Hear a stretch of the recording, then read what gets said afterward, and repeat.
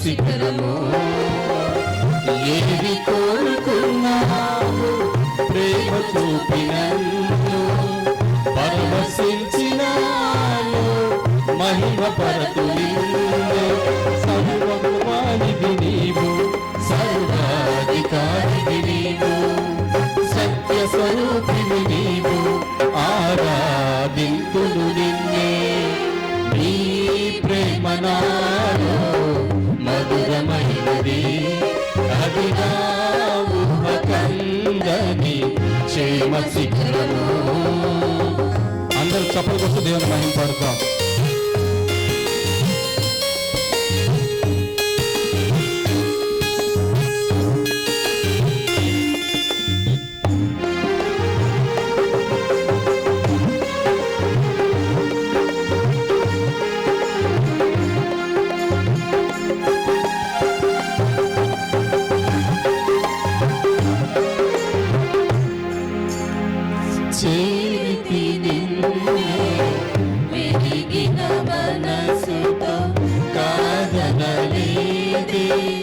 నా మనవులు నీకు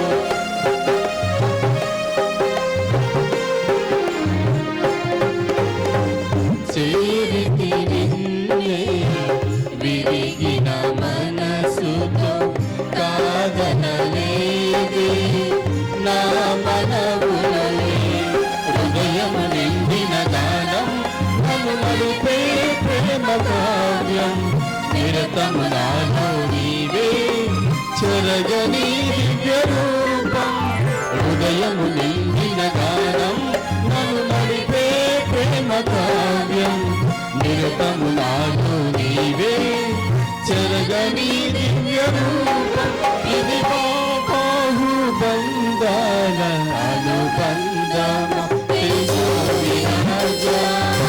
స్తుతి మహిమలు నీకే సురాజా ఆరాధన నీకే తేజో విరాజా స్తుతి మహిమలు నీకే నాయే సురాజా ఆరాధన నీకే నీ ప్రేమ నాలో మధురమైనది అది నా ఊహకందని క్షేమ శిఖరము.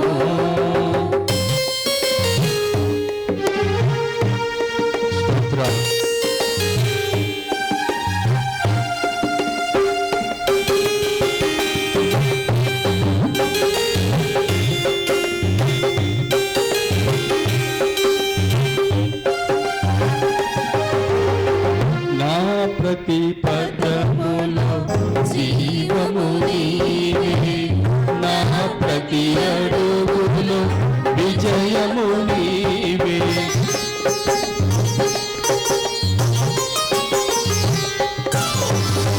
నా ప్రతి పదములో జీవము నీవే నా ప్రతి అడుగులో విజయము నీవే ఎన్నడు విడువని ప్రేమ నిన్ను చేరే క్షణము రాదా నీడగా నాతో నిలిచే నీ కృపయే నాకు చాలును ఎన్నడు విడువని ప్రేమ నిన్ను చేరే క్షణము రాదా నీడగా నాతో నిలిచే నీ కృపయే నాకు చాలు ఇది నీ ప్రేమ కురిపించు హేమంతమా తేజో విరాజా స్తుతి మహిమలు నీకే నాయే సురాజా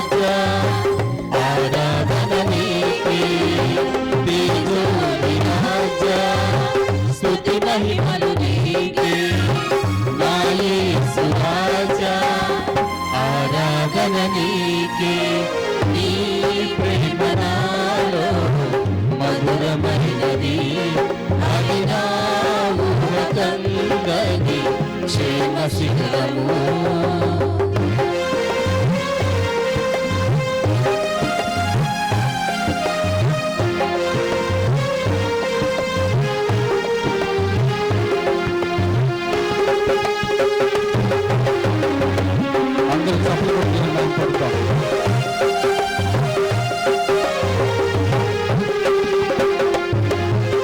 నీ సింహాసనం నన్ను చేర్చుటకు సిలువను మోయుట నేర్పించితివి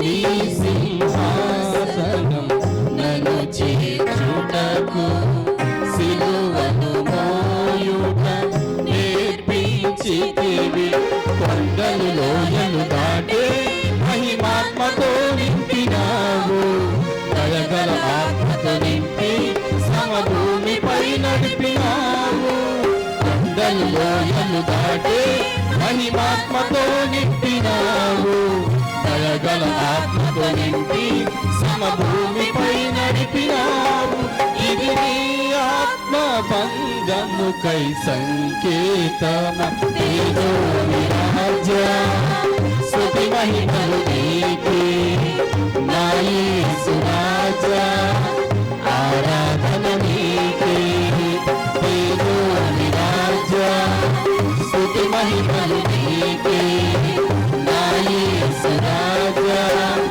ఆరాధన నీకే నీ ప్రేమ నాలో మధురమైనది అది నా ఊహకందని క్షేమ శిఖరము నీ ప్రేమ నాలో మధురమైనది అది నా ఊహకందని క్షేమ శిఖరము హల్లెలూయా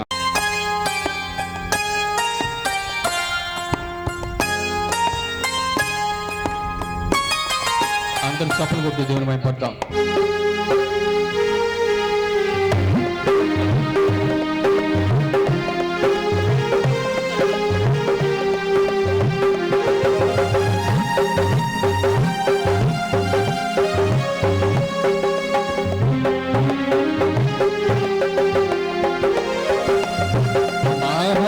మహిమతో నిండినా కృపా సత్య సంపూర్ణుడా మహామహిమతో నిండినా కృపా సత్య సంపూర్ణుడా ఇశ్రాయేలు స్తోత్రములపై ఆసీనుడా యేసయ్యా నా స్తుతుల సింహాసనం నీ కోసమే యేసయ్యా మహామహిమతో నిండినా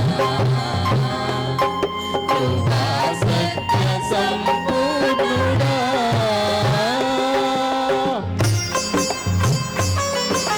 అందరూ చప్పట్లు కొట్టి దేవుని మహిమపడతాం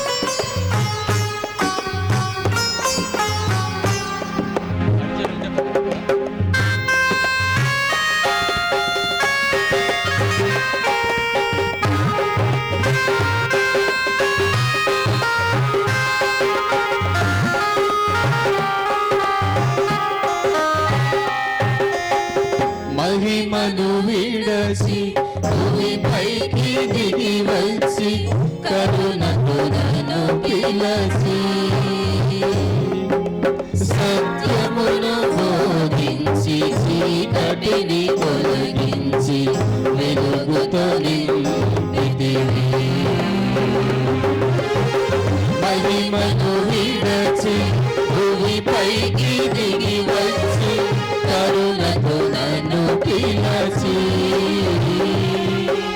సత్యమును బోధించి చీకటిని తొలగించి వెలుగుతో నింపితివి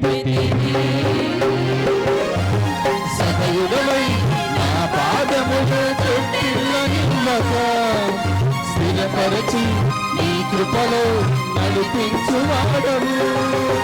సమయుడవై నా పాదములు త్రొట్టిల్లనివ్వక స్థిరపరచి నీ కృపలో నడిపించువాడవు. మహిమతో నిండిన కృపా సత్య సంపూర్ణుడా, మహామహిమతో నిండిన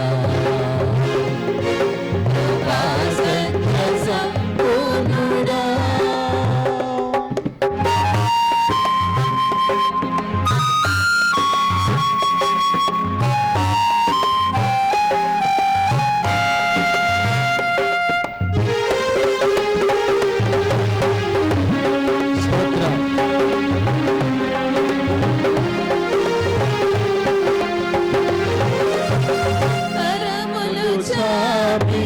జలరాశులలో నుండి నన్ను లేవనెత్తితివి. క్షేమమును దయచేసి నన్ను వెంబడించి అనుదినం కాచితివి. కరములు చాపి జలరాశులలో నుండి నన్ను లేవనెత్తితివి. క్షేమమును దయచేసి నన్ను వెంబడించి అనుదినం కాచితివి. అక్షయుడా ప్రేమను చూపి ఆదరించినావు. నిర్మలుడా బాహువు చాపి దీవించువాడవు. అక్షయుడా ప్రేమను చూపి ఆదరించినావు. నిర్మలుడా బాహువు చాపి దీవించువాడవు. మహామహిమతో నిండిన కృపా సత్య సంపూర్ణుడా, మహామహిమతో నిండిన కృపా సత్య సంపూర్ణుడా.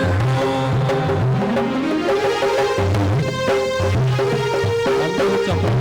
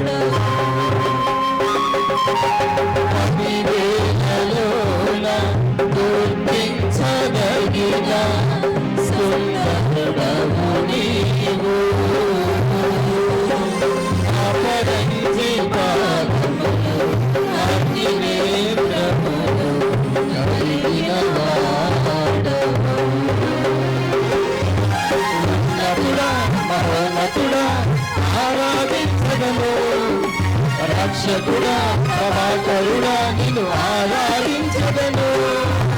ఉన్నతుడా మహోన్నతుడా ఆరాధించదను. రక్షకుడా ప్రభాకరుడా నిన్ను ఆరాధించదను. మహామహిమతో నిండిన కృపా సత్య సంపూర్ణుడా,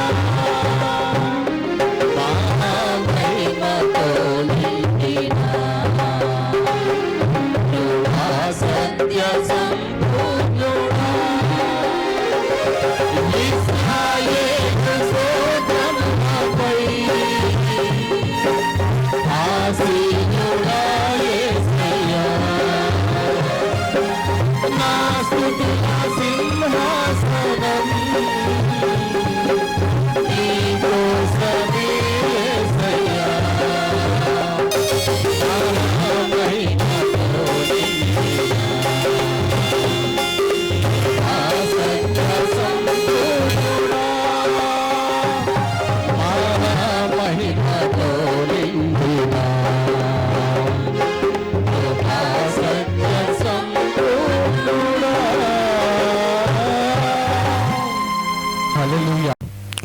18వ అధ్యాయం 1 నుంచి 7 వచనాలు కలిసి చదువుకుందాం.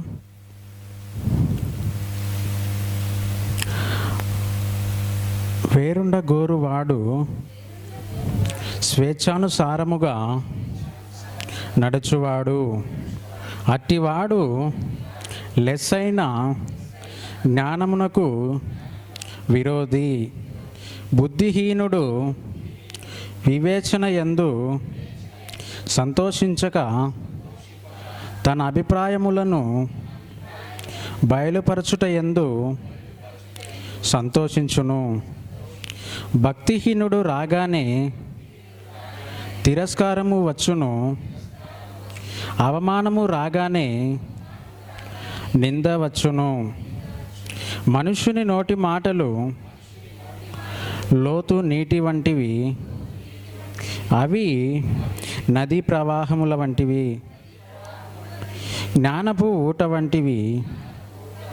తీర్పు తీర్చుటలో భక్తిహీనుల ఎడల పక్షపాతము చూపుటయు, నీతిమంతులకు న్యాయము తప్పించుటయు క్రమము కాదు. బుద్ధిహీనుని పెదవులు కలహమునకు సిద్ధముగానున్నవి. దెబ్బలు కావాలనని వాడు కేకలు వేయును. బుద్ధిహీనుని నోరు వానికి నాశనము తెచ్చును. వాని పెదవులు వాని ప్రాణమునకు ఉరి తెచ్చును. ఆమెన్. దేవుడి వాక్యాన్ని దీవించును గాక. ఆమెన్. మంచిది. మనం కొద్ది నిమిషాలు స్తుతి ఆరాధన చేసుకుందాం. అందరూ మోకరించినట్లయితే మనం స్తుతి ఆరాధన చేసుకుందాం. Thank you Lord, thank you Jesus. యేసయ్యా నీకు వందనాలు, స్తోత్రాలు స్తోత్రాలు స్తోత్రాలు. స్తుతి నాయనా, స్తుతి నాయనా, స్తుతి నాయనా. మంచి దేవుడా, మహాదేవుడా, యేసయ్యా నీకు స్తోత్రం స్తోత్రం స్తోత్రం. మహోన్నతుడా నీకు స్తోత్రం, సర్వోన్నతుడా నీకు స్తోత్రం, సర్వశక్తిమంతుడా నీకు స్తోత్రం, సర్వాధికారి నీకు స్తోత్రం స్తోత్రం స్తోత్రం స్తోత్రం. అందరం స్తుతిద్దాం, అందరం స్తుతిద్దాం. స్తుతులకు పాత్రుడైన మన ప్రభుని, స్తోత్రారుడైన మన యేసుని మనం ఆరాధన చేద్దాం. పూర్ణ మనసుతో, పూర్ణ ఆత్మతో ఆరాధన చేద్దాం. యేసయ్యా నీకు వందనాలు, స్తోత్రాలు స్తోత్రాలు స్తోత్రాలు స్తోత్రాలు స్తోత్రాలు స్తోత్రాలు. యేసయ్యా నీకు వందనాలు వందనాలు వందనాలు వందనాలు వందనాలు వందనాలు. నీకే మహిమ మహిమ మహిమ మహిమ మహిమ. నీకే ఘనత ఘనత ఘనత.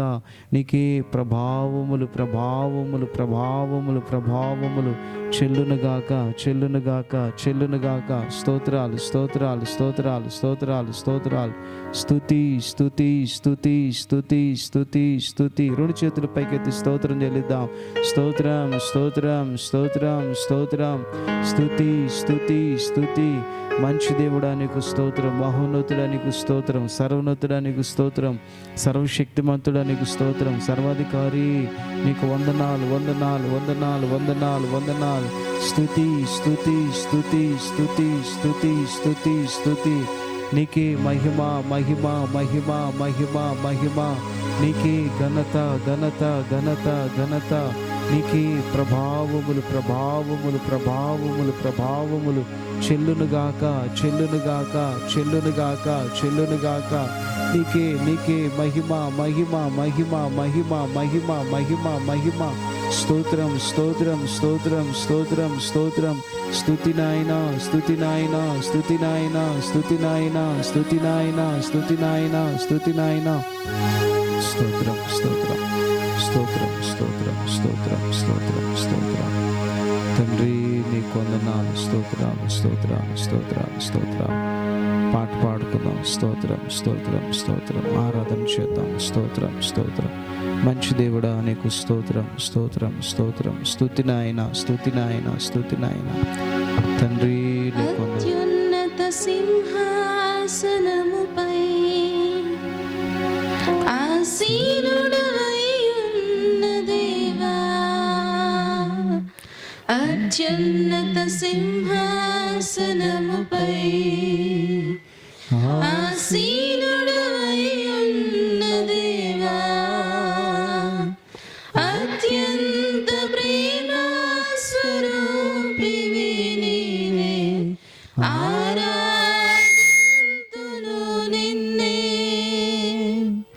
అత్యంత ప్రేమ స్వరూపివి నీవే, ఆరాధింతును నిన్నే.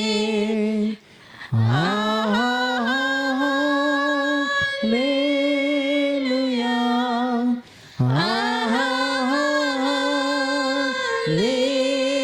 హల్లెలూయా, హల్లెలూయా, ఆమేన్.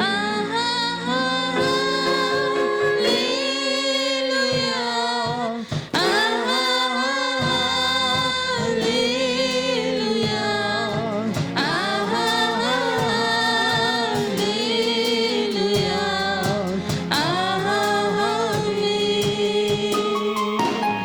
ఆశ్చర్యకరుడా స్తోత్రం, ఆలోచనకర్త స్తోత్రం, ఆశ్చర్యకరుడా స్తోత్రం, ఆలోచనకర్త అందరూ కలిసి ఆరాధన చేద్దాం. బలమైన దేవా నిత్యుడగు తండ్రి, సమాధానాధిపతి స్తోత్రం. బలమైన దేవా నిత్యుడగు తండ్రి, సమాధానాధిపతి స్తోత్రం. హల్లెలూయా, హల్లెలూయా,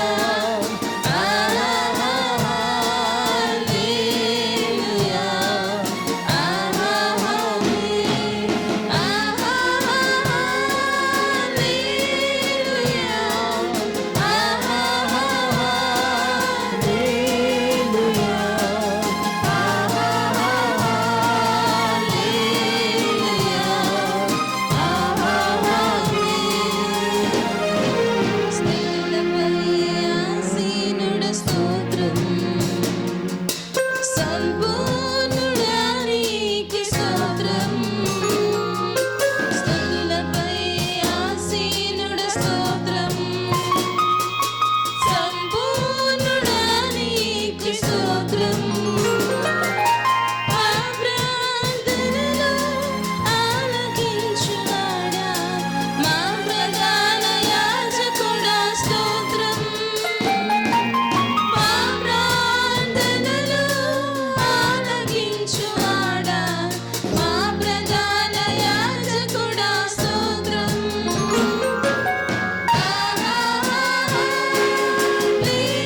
హల్లెలూయా,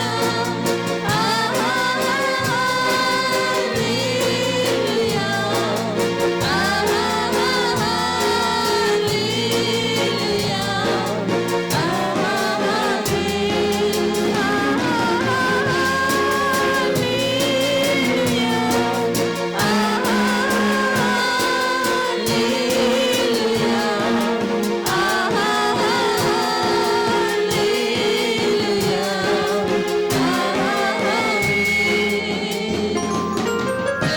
మృత్యుంజయుడా స్తోత్రం, మహాగణుడా స్తోత్రం, మృత్యుంజయుడా స్తోత్రం, మహాగణుడా స్తోత్రం.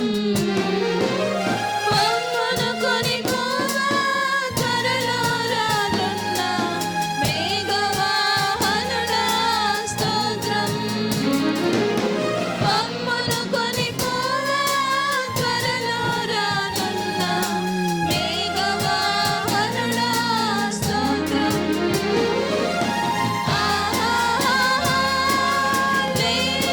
హల్లెలూయా,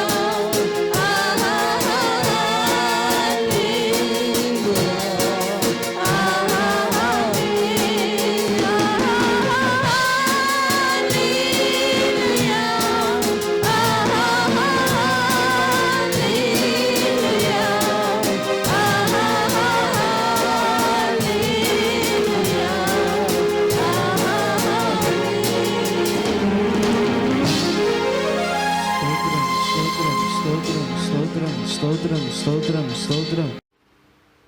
దేవునికి స్తోత్రం. దేవుని సన్నిధికి చేరొచ్చిన సహోదరులకును సహోదరులందరికీ ప్రభువైన యేసుక్రీస్తు నామములందరికీ వందనాలు, శుభాలు. దేవుని మహాకృపను బట్టి ఇంత చక్కటి సమయం దేవుడు మనకి ఇచ్చినందుకు రెండు చేతులు ఆయన సింహాసనం అయిపోతే దేవుని స్తుతి చెల్లిద్దాం. హల్లెలూయా హల్లెలూయా. మంచిది. ఒక వాక్యాన్ని మనం ధ్యానం చేసుకుందాం. పరిశుద్ధ గ్రంథంలో నుండి 2వ దినవృత్తాంతాల గ్రంథం 17వ అధ్యాయం, పేజీ నంబర్ 371, 371. 2వ దినవృత్తాంతాల గ్రంథం 17వ అధ్యాయం మొదటి నుండి చదువుకుందాం. తరువాత అతనికి బదులుగా అతని కుమారుడైన యెహోషాపాతు రాజై ఇజ్రాయేలు తన మీదకి రాకుండా తన రాజ్యమును బలపరుచుకొనెను. చాలు, చిన్న ప్రార్థన. సర్వాధికారి గొప్ప దేవుడా, మహాదేవుడా, మంచి దేవుడా, యేసయ్య నీకు వందనాలు నైనా. నీ మహాకృపను బట్టి ఇప్పుడు వరకు మీరు మాకు తోడుండి నీ సన్నిధి మాతో ఉంచి నీ మహిమ మాతో ఉంచి అయ్యా మీరు కాపాడుతూ బలపరుస్తూ ఆదరిస్తూ నడిపిస్తూ వచ్చే తండ్రి స్తోత్రం. తిరిగి నాయన నిన్ను ఆరాధించే కృప, నిన్ను గణపరిచే కృప మాకు ఇచ్చారు, వందనాలు. తిరిగి వాక్య ధ్యానం చేస్తుండగా వాక్యం నీది మేము నీ బిడ్డలు నాయన ఒక బలి పశువును బలిపీఠం మీద తీసుకుని వచ్చినట్టుగా నేను వచ్చాను. వధించబడి నైనా బలిపీఠములో నుండి వచ్చే నీ అగ్ని పరిశుద్ధ ఆత్మ నైనా అయ్యా బిడ్డలందరినీ బలపరిచినట్లుగా ఆదరించినట్లుగా నన్ను కూడా బలపరిచినట్లుగా మీరే నాతో మాతో మా అందరితో మాట్లాడమని యేసు నామములో ప్రార్థిస్తున్నాము తండ్రి, ఆమేన్. ఆమేన్. చక్కగా దేవుని వాక్యాన్ని విందాం. నేను చదువుతున్నాను చూడండి.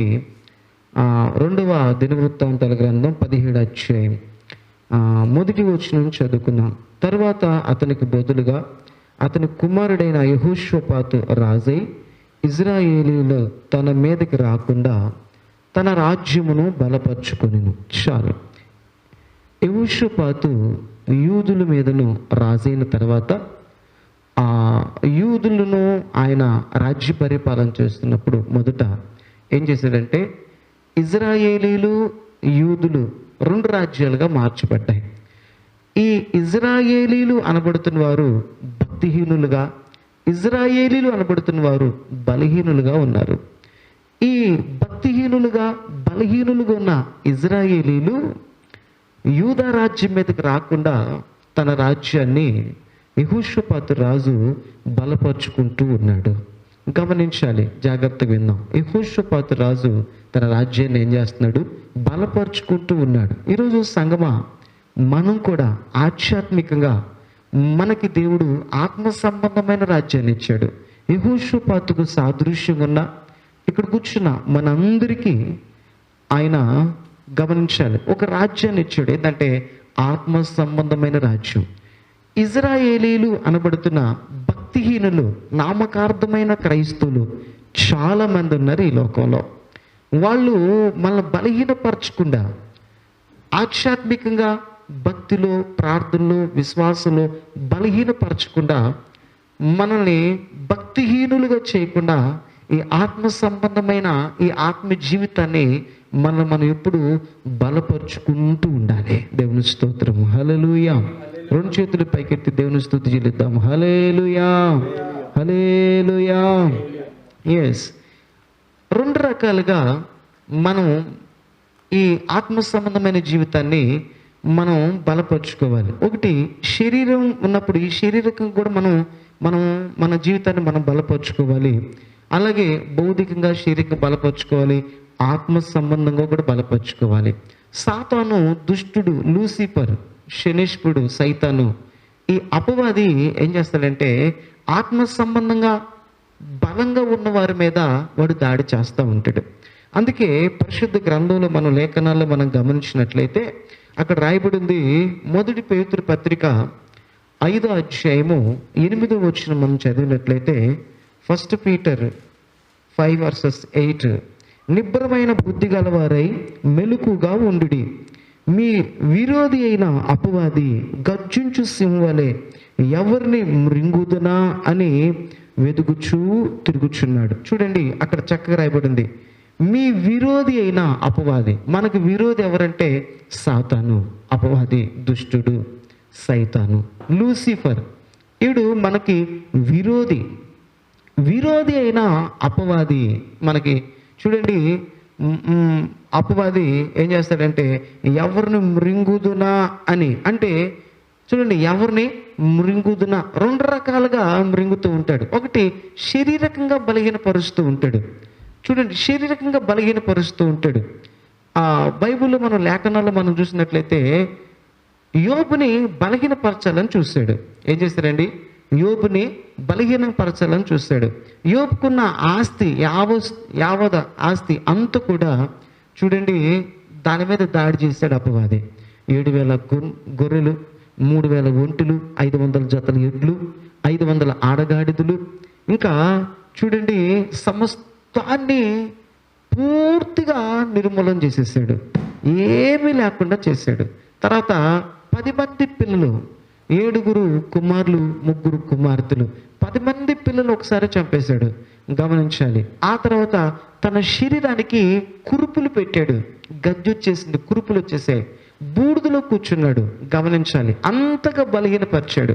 అంటే గమనించాలి, సాతాను శరీరం మీద దాడి చేస్తాడు, ఆత్మ సంబంధంగా ఆత్మ జీవితం మీద దాడి చేస్తాడు, శరీరం మీద దాడి చేస్తాడు, ఆత్మ జీవితం మీద కూడా దాడి చేస్తాడు. అంటే 2 రకాలుగా దాడి చేస్తూ ఉంటాడు. అప్పుడు మనం ఏం చేయాలి తెలుసా?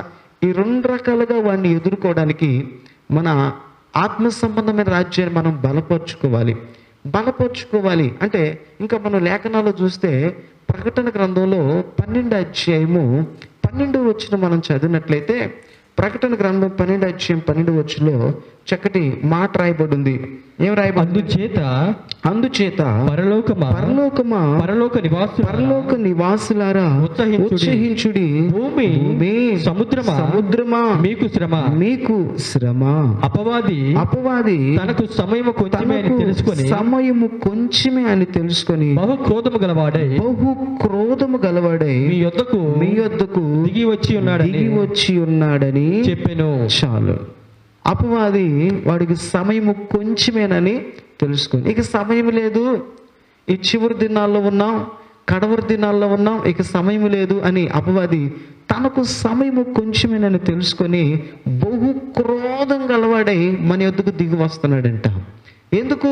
మన ఆత్మ జీవితాన్ని పాడు చేయటానికి, మన భక్తి జీవితాన్ని పాడు చేయటానికి, మన విశ్వాస జీవితాన్ని పాడు చేయటానికి, మన పరిశుద్ధ జీవితాన్ని పాడు చేయటానికి బహు క్రోధం గలవాడై బహు క్రోధముతో వాడు దిగి వస్తూ ఉన్నాడు. అందుకే మన ఆత్మ జీవితాన్ని మనం ఏం చేయాలంటే ఇప్పుడు జాగ్రత్త పరుచుకోవాలి. ఏం చేయాలండి? జాగ్రత్త పరుచుకోవాలి. ఈ లోకంలో గమనించాలి, వాడు అనేక విధాలుగా మన మీద దాడి చేస్తూ ఉంటాడు. అందుకే బైబిల్లో లేఖనాలు మనం గమనిస్తే యోబు గ్రంథం 2వ అధ్యాయము 1-2 వచనాలు మనం గమనించినట్లయితే, దేవదూతలు ప్రభు సన్నిధికి, పరలోకములో దేవుని సన్నిధికి చేరవలసిన ఒక దినము తటస్థించింది.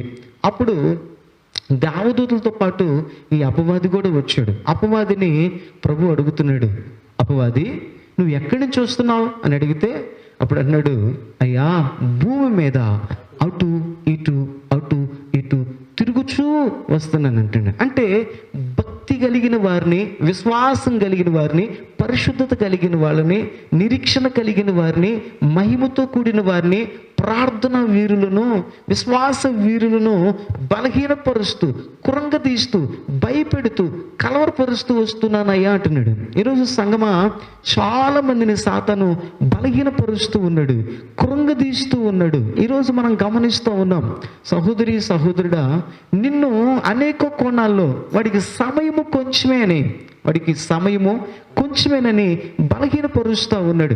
బైబిల్లో లేఖనాలు మనం గమనించినట్లయితే దావీదు ఇజ్రాయెల్ దేశం మీద రాజు అయిన తర్వాత దావీదుకు ఒక ఆలోచన వచ్చింది వెంటనే. ఏంటంటే అదిగో ఆ సియోను కూడా దేవునికి ఇష్టమైన స్థలం కదా, దేవుడు కోరుకున్న స్థలం కదా, ఆ సియోను కూడా దేవునికి స్వతంత్రించాలి, దాన్ని కూడా స్వాధీనపరచుకోవాలి అని ఆలోచన కలిగి ఉన్నాడు. అప్పుడు ఆ సియోన్ని యెబూసీలు స్వాధీనపరుచుకొని వారు కట్టడి వేసి దాని మీద వారు చూడండి నివసిస్తూ ఉన్నారు. ఆ యోబీసీని జయించి ఆ సియోను ప్రభుకు స్వాస్థ్యంగా చేయాలని ఆలోచన చేశాడు దావీదు. అప్పుడు ఏదో విధంగా సియోన్ని ప్రభు కొరకు సంపాదించాలి అనుకున్నాడు. అనుకొని ఏం చేశాడంటే ఆ యూబీసీల మీద యుద్ధానికి సిద్ధమయ్యాడు. యూబీసీల మీద యుద్ధానికి సిద్ధమైనప్పుడు ఆయన బయలుదేరుతున్నప్పుడు 2వ సమూయేలు గ్రంథం 5:8-9 వచనాల్లో అక్కడ కొంతమంది అంగహీనులు ఉన్నారంట, బలహీనులు ఉన్నారంట. ఎవరంటే వీళ్ళు అంగహీనులు. అంగహీనులు అంటే చూడండి, ఇజ్రాయేలీలోనే అంగహీనులు అంటే కాలు, చెయ్యో, కన్నో, చెవ్వో, ఇంకా లేని వాళ్ళు, అంగవైకల్యం కలిగిన వారని మనం అంటాం కదా.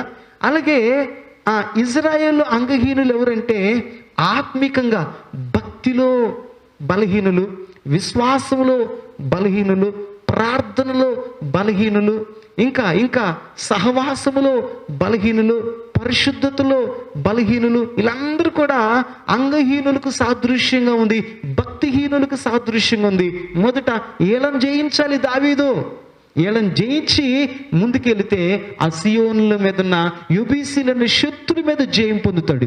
ఈరోజు యూబీసీలనే శత్రుల మీద జయం పొంది ఆ సియోను ప్రభు కొరకు సంపాదించాలంటే నీ పరిధిలో ఉన్న, నీ చుట్టుపక్కలున్న ఆ భక్తిహీనులని, నామకార్థ క్రైస్తవులని, విశ్వాసులు బలహీనులు ఉంటారు, పరిశుద్ధతలో బలహీనులు ఉంటారు, భక్తులు బలహీనులు ఉంటారు, నిరీక్షలో బలహీనులు ఉంటారు, ప్రార్థనలో బలహీనులు ఉంటారు. వాళ్ళకి ఏదైనా పని చెప్పండి, పరిచర్య చెప్పండి. బ్రదర్ నేను బలహీనుడు బ్రదర్, నా వల్ల కాదు బ్రదర్. తమ్ముడు ఒక పాట పాడాయి అంటే, బ్రదర్ నేను బలహీనుడు బ్రదర్, నాకు రాదు బ్రదర్ అంటారు. బ్రదర్ ఈ చేపలే తమ్ముడు అంటే, బ్రదర్ నేను బలహీనుడు బ్రదర్, నాకు రాదు బ్రదర్ అంటారు. అంటే అర్థం ఏంటంటే ప్రతిదానికి వాళ్ళు ఏం చేశారు, కొటేషన్, నేను బలహీనుడిని. ఇది ఒక కొటేషను మెళ్ళేసుకొని తిరుగుతుంటారు వాళ్ళంతా. ఎవరు వీళ్ళు? ఆత్మీకంగా బలహీనులు కదండి. ఇజ్రాయేలీలు కూడా ఆత్మీకంగా బలహీనులు. ఈ బలహీనులైన ఇజ్రాయేలీల్ని మొదట ఆధ్యాత్మికంగా ఆత్మపూర్ణులైన మనము జయించాలి. గట్టిగా చెప్పలు కొడదాం. స్తోత్రం స్తోత్రం స్తోత్రం స్తోత్రం స్తోత్రం స్తోత్రం. ఆమేన్. ఎస్, నిజమే తమ్ముడు, చెల్లి, అన్నయ్య, నువ్వు నీ పరిధిలో ఉన్న ఆత్మీయ నేను బలహీనపరుస్తుంటారు. ఒక చక్కగా ఓ బ్రదర్ ఎదుగుతూ ఉంటాడు. ఎదుగుతుంటే పక్కింట్లోనే వాళ్ళు క్రైస్తవులే, వీళ్ళు క్రైస్తవులే, బలహీనలు ఉన్నారు కొంతమంది. వాళ్ళు ఈయన కలిసి, బ్రదర్ ఎక్కడికి వెళ్తున్నావు? చర్చికి వెళ్తున్నావా?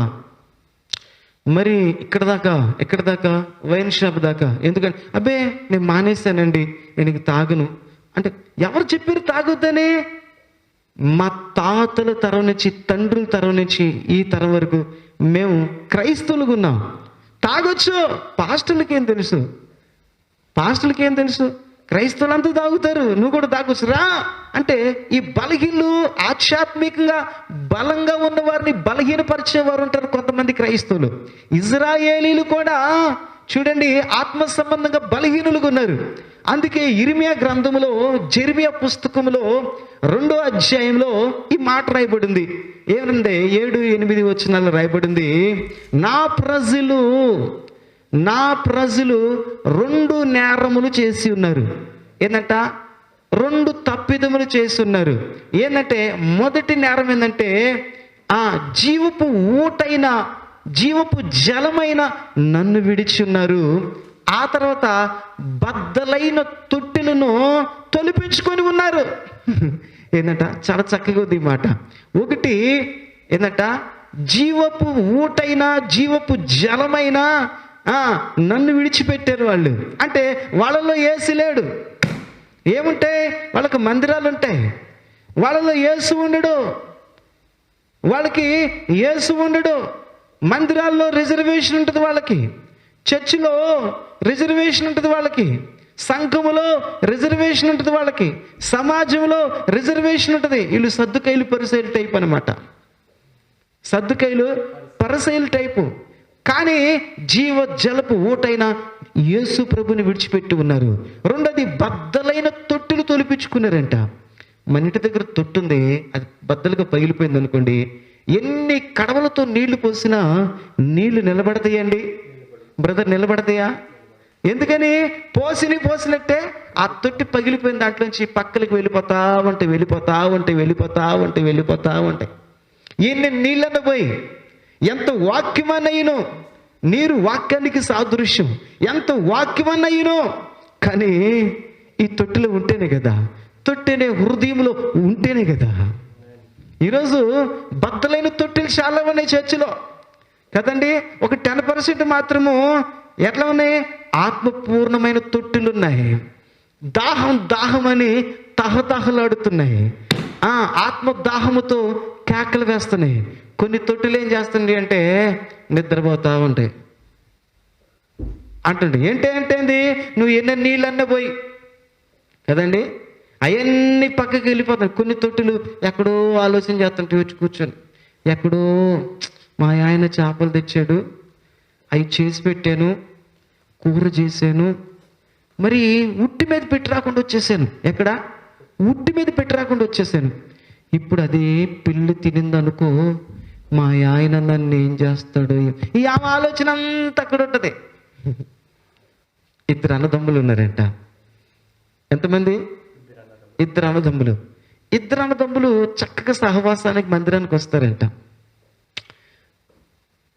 అన్నాడంట, తమ్ముడు నువ్వు చర్చికి వెళ్ళరా, ఇద్దరం చర్చికి వెళితే, ఆదివారం ఆరాధనకి వెళితే, ఇద్దరం చర్చికి వెళితే మరి ఇల్లు ఎలా గడిచిద్దిరా, అందుకే నువ్వు చర్చికి వెళ్ళు, నేను పనికి వెళ్తా.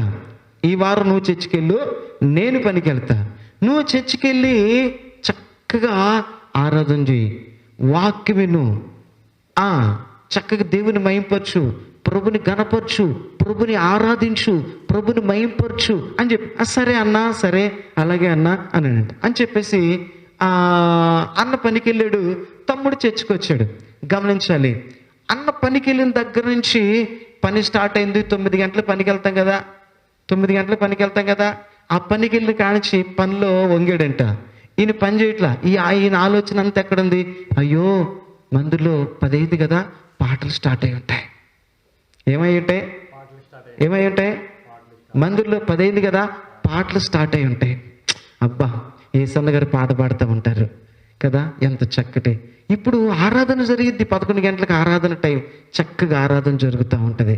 అయ్యో నేను మందిరానికన్నా పోకపోతునే, నేను చక్కగా ఆరాధనకన్నా వెళ్ళకపోతున్నా, 12 అయింది కదా, వాక్యం స్టార్ట్ అయి ఉంటుంది. ఏం వర్తమానమో, అబ్బా మంచి వర్తమానాన్ని మిస్ చేసుకున్నానే అనుకుంటు ఆయన పని చేయడాడు. వాడి ఆలోచన అంతా ఎక్కడుంది? మందిరం మీద ఉంది. మందిరానికి వచ్చాడే తమ్ముడు ఏం చేశాడు? మందిరానికి వచ్చాడు. వీడు 9 గంటలకి అన్న పనికి వెళ్ళాడు కదా, వీడు 10 గంటలకు మందిరానికి వచ్చి వీడు పాటలు పాడతలేదు, చెప్పట్లేదు,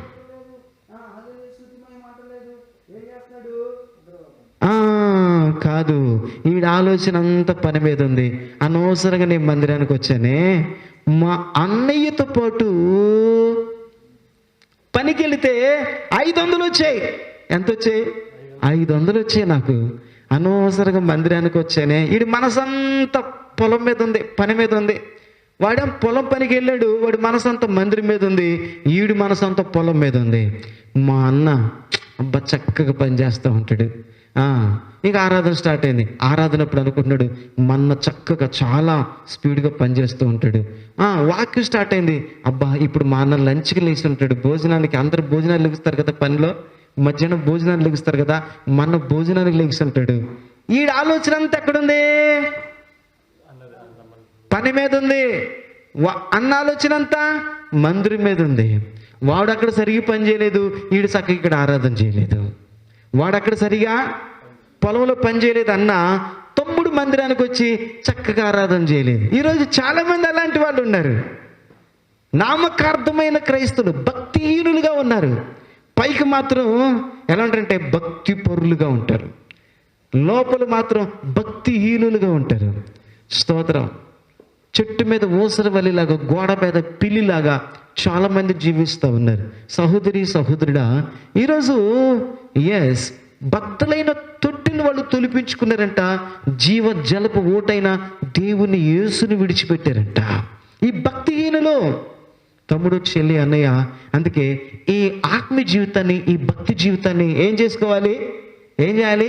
కాపాడుకోవాలి.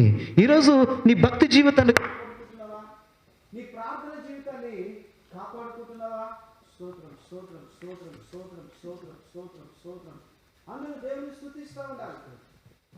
Praise the Lord, praise the Lord, praise the Lord. నీ ఆత్మీయ జీవితాన్ని కాపాడుకుంటున్నావా? నీ భక్తి జీవితాన్ని కాపాడుకుంటున్నావా? నీ ప్రార్థన జీవితాన్ని కాపాడుకుంటున్నావా? నీ పరిశుద్ధతను కాపాడుకుంటున్నావా? నీ రక్షణ జీవితాన్ని కాపాడుకుంటున్నావా?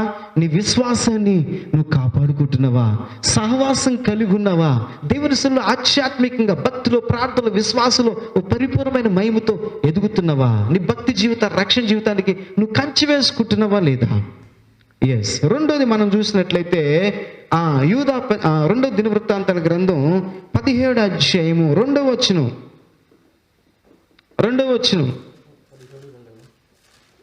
స్తోత్రం స్తోత్రం స్తోత్రం.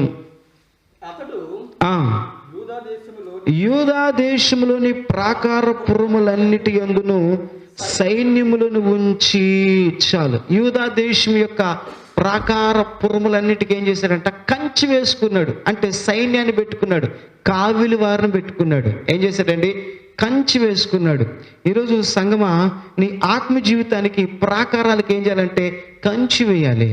చూడండి, కంచి ఉన్న తోటకి, కంచి లేని తోటకి, కంచి ఉన్న చెట్లు పంట పొలాలకి, కంచి లేని పంట పొలాలకి, కంచి ఉన్న పూల మొక్కలకి, కంచి లేని పూల మొక్కలకి, చూడండి, మన పెరట్లో మొక్క పెట్టామనుకోండి, అది ఎంత క్షేమంగా ఉంటుంది, మంచి ఫలాలు ఇస్తుంది. అదే రోడ్డు పక్కన పెట్టామనుకోండి, అది ఎదిగి చెట్టు అయి మంచి ఫలాలు ఇచ్చింది అనుకోండి, ఏం చేస్తారు?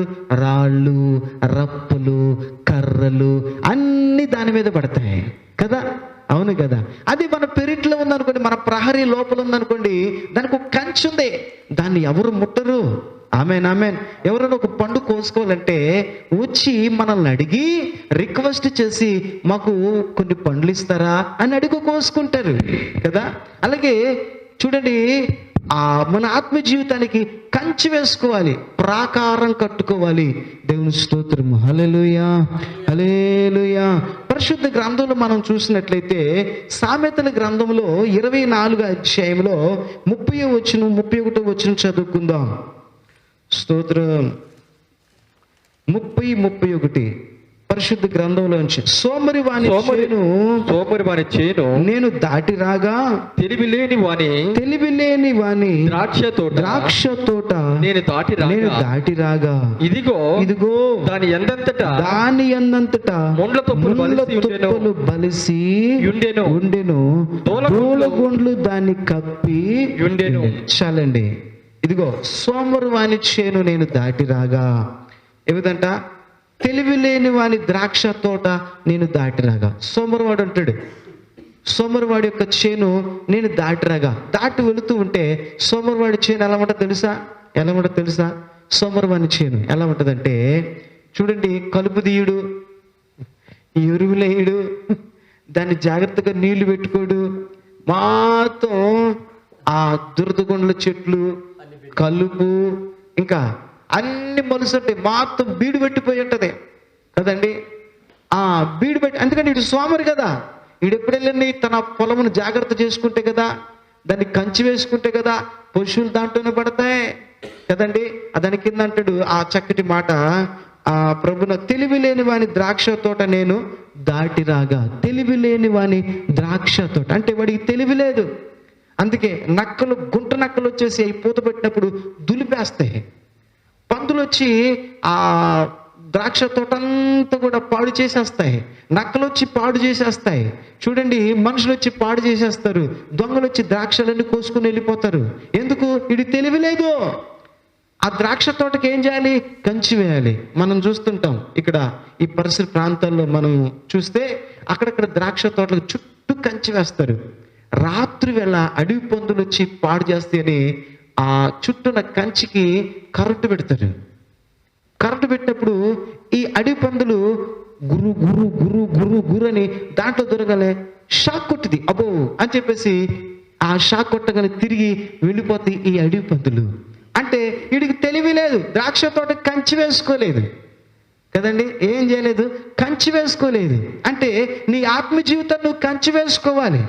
ఏం చేయాలండి, నీ ఆత్మ జీవితానికి నువ్వు కంచి వేసుకోవాలి. చాలా మంది మంచి వాక్యం వింటారు, ఇక్కడ చక్కటి అగ్గి లాంటి వాక్యం విని చక్కటి లోతైన అనుభవాలు, లోతైన విషయాలు చక్కగా ధ్యానం చేసి నేర్చుకొని పరిశుద్ధాత్మ అభిషేకం చేత నింపబడి మహిమతో నింపబడి ఇంటికి వెళ్ళి దానికి కంచి వేసుకోరు. ఏం చేయాలి ఇప్పుడు, ఇంటికి వెళ్ళి ఏం చేయాలి, కంచి వేసుకోరు. టీవీ ఓపెన్ చేసి మంచి మంచి సీరియల్ చూస్తూ ఉంటారు. ఆహా అత్త కోడలు సీరియల్, ఆహా ఎంత బాగుంది, ఇది ఎంత సూపర్ ఉంది కదా, చాలా బాగుంది కదా. అంటే ఈ లోపల ఉన్న ఆత్మ జీవితం అంతా ఏమైపోతుంది, ఈ అత్త కోడలు సీరియల్ లోపలికి వెళ్ళిపోయి ఈ ఆత్మ జీవితాన్ని పాడు చేస్తా ఉంటది. దీనికి ఆత్మ జీవితానికి ఏం కావాలి, ఏం కావాలి, కంచి వేసుకోవాలి. ఆమె కొంతమంది ఇంటికి వెళ్ళి పనికిరాని బుక్కులు ఉంటాయి, నవల్స్ కదండి, రకరకాల సినిమా సంబంధమైనవి, హీరోలకు సంబంధమైనవి, లోక సంబంధమైన బుక్స్ అన్ని చదువుతుంటారు. కొంతమంది ఏం చేస్తారంటే చక్కగా వాక్యమైన ఇక్కడిని మళ్ళీ ఇంటికి వెళ్ళి ఆ ముసలమ్మ ముచ్చట్ల దగ్గర, ఇంకా సోది కబుర్లు చెప్పే దగ్గర, ఇంకా చూడండి లోక సంబంధమైన విషయాలు మాట్లాడుకుంటుంటారే, వాళ్ళ దగ్గర కూర్చొని ఈ విషయాలు మాట్లాడుతూ ఉంటారు. ఈ ఆత్మ సంబంధమైనంతా పోయి అది లోపలికి వస్తూ ఉంటుంది. చూసారా, నీ ఆత్మ జీవితాన్ని నువ్వు కంచి వేసుకోవాలి. ఇక్కడ చాలా మంది చాలా భక్తిగా ఉంటారు, చాలా పరిశుద్ధాత్మ చేత నింపడతారు, అన్ని భాషలు మాట్లాడతారు, దేవుని వాక్యములో నిపుణులుగా అగ్ని, వాళ్ళు ప్రార్థన చేసిన ఆరాధన చేసిన మహిమ దర్శనాలు చూస్తారు ప్రజలు, అంత చక్కగా ఆరాధన చేస్తారు. ఇంటికి వెళ్ళి ఏ నోటితైతే మంచిగా చక్కగా పాటలు పాడారు, ఆరాధన చేశారు, దేవుని స్తుతించారు, దేవుని మహిమపరిచారు, ప్రభుని ఘనపరిచారు, అదే నోటితో సర్వసూక్తులు మాట్లాడుతుంటారు, బూతులు మాట్లాడుతుంటారు, భర్తల మీద గొడవలు పెట్టుకుంటారు, పక్కల మీద గొడవ పెట్టుకుంటారు, చూడండి అసూయ పడతా ఉంటారు, ద్వేషం పెట్టుకుంటారు. నీ ఆత్మ జీవితాన్ని నువ్వు కంచి వేసుకో కదండి. ఏం చేయాలంట, కంచి వేసుకోవాలి. ఈరోజు మన ఆత్మ జీవితానికి ఏం చేసుకోవాలి, కంచి వేసుకోవాలి. ఈరోజు చాలా మంది ఆత్మ జీవితానికి ఏమి లేదంటే కంచి లేదు. ఉపదేశమందునా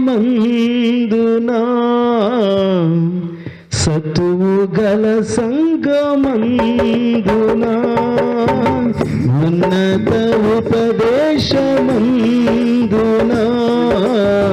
సతువు గల సంగమందునా, కంచగల తోటలోనా నన్ను స్థిరపరచినందునా, కంచగల తోటలోనా నన్ను స్థిరపరచినందునా, కృప వెంబడి కృపను పొందుచు కృపలో జయ గీతమే పాడుచు, కృప వెంబడి కృపను పొందుచు కృపలో జయ గీతమే పాడుచు, కృపలో జయ గీతమే పాడుచు. హల్లెలూయా. ఈ ఆత్మ జీవితానికి ఏం చేయాలంట, కంచి వేసుకోవాలి, ప్రాకారం కట్టుకోవాలి, ప్రాకారాల మీద కావిలి వారిని పెట్టాలి. ఆమేన్. హల్లెలూయా, హల్లెలూయా. ఈ ప్రాకారం ఎవరో తెలుసా, ఇజ్రాయేలీలకు యూదా వారికి ప్రాకారం ఎవరంటే ప్రభువైన యేసుక్రీస్తు వారు. జకరియా గ్రంథం 2:5 ఒక మంచి మాట రాయబడింది, నేను మీకు అగ్ని ప్రాకారముగా ఉంటిని అంటాడు. ఇజ్రాయేలీలకి అరణ్యములో ప్రయాణం చేస్తున్నప్పుడు వారికి ఏం చేశారంటే రాత్రి వేళ అగ్ని స్తంభంగాను, పగటి వేళ మేఘ స్తంభంగాను ఉండేవాడు. రాత్రి వేళ వాళ్ళ చుట్టూ అగ్ని స్తంభంగా ఉండేవాడు.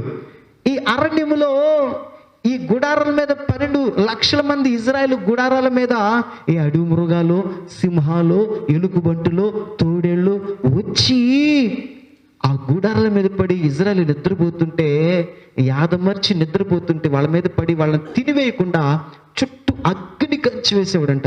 నిత్యంతగా ఇజ్రాయేల్ ఆ రాత్రి వేళ నిద్రపోయేవాళ్ళు అరణ్యములు గట్టి చెప్పలు పడదాం. స్తోత్రం, స్తోత్రం, స్తోత్రం. అంటే ఇజ్రాయేల్కి అరణ్య యాత్రలో ఈ కానాను యాత్రలో వాళ్ళకి అగ్ని ప్రాకారంగా ఉన్నాడంట. అందుకే జకర్యా గ్రంథం 2:5 నేను మీకు అగ్ని ప్రాకారంగా ఉంటుని మీ మధ్యలో నేను నివసించుదును అన్నాడు. దేవుని స్తోత్రం. 2 చేతుల పైకి దేవుని స్తుతి చెల్లిద్దాం. హల్లెలూయా, హల్లెలూయా. ఇప్పుడు ఈ ఆత్మీయ జీవితానికి కూడా మనకు ఆయన కంచి వేయాలి. యేసుక్రీస్తు ప్రభువారు మన భక్తికి ఆయన కంచి వేసుకోవాలి. మన ప్రార్థన జీవితానికి, మన సహవాస జీవితానికి, మన పరిశుద్ధ జీవితానికి, మన విశ్వాస జీవితానికి, మన భక్తి జీవితానికి, మన రక్షణ జీవితానికి మనం కంచి వేసుకోవాలి. దేవుని స్తోత్రం. 2 చేతుల పైకి దేవుని స్తుతి చెల్లిద్దాము. హల్లెలూయా, హల్లెలూయా. ప్రభు నామానికి మహిమ కలుగును గాక. ఈరోజు సంగమా, మన ఆత్మీయ జీవితానికి మనం కంచి వేసుకుంటున్నామా? మన భక్తి జీవితానికి మనం కంచి వేసుకుంటున్నామా? మన విశ్వాస జీవితానికి మనం కంచి వేసుకుంటున్నామా? మన పరిశుద్ధ జీవితానికి మనం కంచి వేసుకుంటున్నామా? మన రక్షణ జీవితానికి మనం కంచి వేసుకుంటున్నామా? మనం ఎప్పుడు పరీక్షించుకుండాలి. మొదటిది ఆత్మ సంబంధమైన రాజ్యంగా మన రాజ్యాన్ని కాపాడుకోవాలి, కట్టబడాలి. రెండోది మన ఆత్మ జీవితానికి కంచి వేసుకోవాలి. మూడోది పరిశుద్ధ గ్రంథంలో 2 దినవృత్తాంతాల గ్రంథం 17:2 ఆయన యెహోషాపాతుకి 2 రాజ్యాలు లేకపోతే 2 పట్టణాలని, 2 సిటీస్, 2 పట్టణాలని దేవుడు ఆయనకు అప్పగించాడంట. ఒకటి యూదా దేశమును, రెండోది ఎఫ్రాయిం అనే పట్టణం. యూదా పట్టణాన్ని, రెండోది ఎఫ్రాయిం అనే పట్టణాన్ని. ఈ 2 పట్టణాలని యెహోషాపాతు రాజుకు దేవుడు అప్పగించాడు. ఈ 2 పట్టణాల మీద రాజుగా ఉన్నాడు. 2 పట్టణాలు కాపాడుతున్నాడు. ఒకటి యూదా పట్టణాన్ని కాపాడుతున్నాడు, రెండోది ఎఫ్రాయిం అనే పట్టణాన్ని. ఒకటి 2 పట్టణాలు కాపాడుతున్నాడు. యూదా అంటే పరిశుద్ధ గ్రంథంలో లేఖనాలు మనం గమనించినట్లయితే ఆది కాండము చూడండి 29:35 యాకోబుకు మొదటి భార్య అయిన లేయా ఆమె గర్భవతి అయి కుమారుని కంటది. ఆమె కుమారుడు కన్నప్పుడు 4వ సంతానము కుమారుడు కన్నప్పుడు లేయా అంటది, అయ్యా నీవు నన్ను కరుణించి కనికరించి కృప చూపి కుమారునిచ్చేవు, ఇదిగో నేను నిన్ను స్తుతిస్తున్నాను అని యూదా అని పేరు పెట్టుకుంది. యూదా అంటే దేవుని స్తుతించుట. యూదా అంటే స్తుతి. గమనించాలి, యూదా అంటే స్తుతి. అంటే స్తుతి స్థితిని మార్చివేసిద్ది. స్తుతి ఆరాధన పరలోకను భూలోకంగా మార్చిద్ది. ప్రార్థన పరలోకాన్ని చేరిద్ది, కానీ స్తుతి ఆరాధన పరలోక పట్టణాన్ని, పరలోక మహిమను, పరలోకాన్ని భూలోకంగా మార్చగలిగిద్ది. పరలోకంతో భూలోకానికి దిగి వచ్చింది. గడి చెప్పులు కొడదాం. స్తోత్రం, స్తోత్రం, స్తోత్రం, స్తోత్రం, స్తోత్రం.